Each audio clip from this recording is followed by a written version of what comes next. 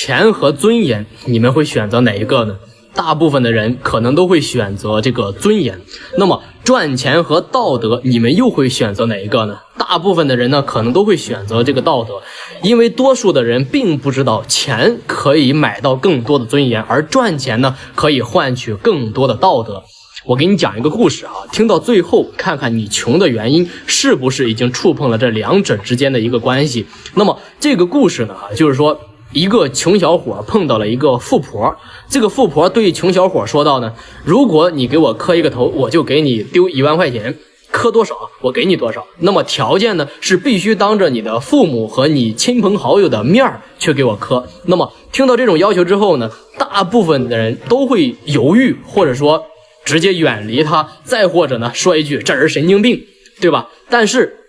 這個窮小伙最後放下了自己的尊嚴，去拿到了這筆錢。於是呢，他就馬上通知了自己的家人和親朋好友，全部來到了這個現場。然後他開始給這個富婆磕頭的時候啊，當他磕第一個頭的時候，首先看不下去的就是他的父母。他說道：兒子，你難道就為了這麼一點錢就可以連臉都不要了嗎？你不要臉，你爸媽的這張老臉在村裡往哪兒擱呢？他的親朋好友也在旁邊啊，去指責這個小伙，說你堂堂的7尺男兒，怎麼可能靠磕頭掙錢呢？將來可怎麼做人呢？你的父母以後這樣還在村子裡怎麼去見人呢？小伙子并沒有去理會他們啊，繼續去磕頭。當他磕到了第10個頭的時候，富婆當場甩給他了10萬塊錢。小伙子的父親那是更氣的是渾身的發抖，當場就要和他斷絕父子關係。他的親朋好友呢，也都在旁邊強烈的去譴責他，說男兒膝下有黃金，豈肯低頭跪婦人？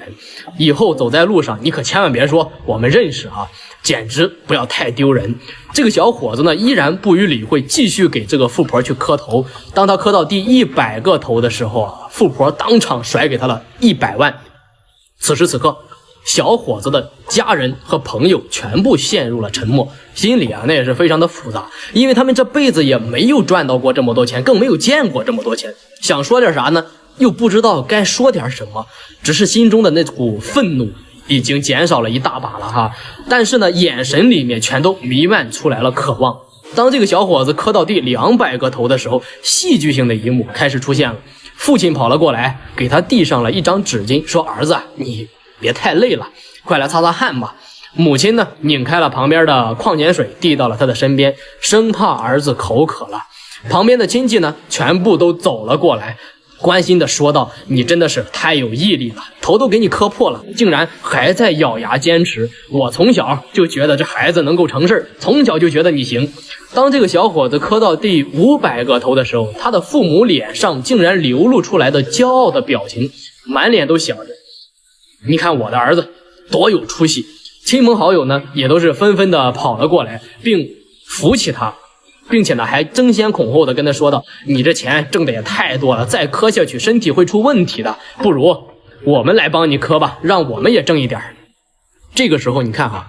全場的所有人的態度都發生了翻天覆地的一個變化，誰也不在乎所謂的尊嚴了，全都是想着給富婆磕頭去掙點錢。只有這個小伙子一直是沒有變的，他磕第1個頭到第500個頭的時候都是同樣的心態，就是先跪着把錢掙了再說後面的事兒。所以當你放下面子去賺錢的時候，說明你已經懂事了；當你用錢賺回面子的時候，說明你已經成功了；當你用面子也可以賺錢的時候，說明你已经混成個人物了。錢和尊嚴是兩碼事，賺錢和道德更是兩碼事。如果你把這兩者摻雜到一起，那麼注定你會成為一個窮人。我說的這兩者是不是已經在你身上發生過了？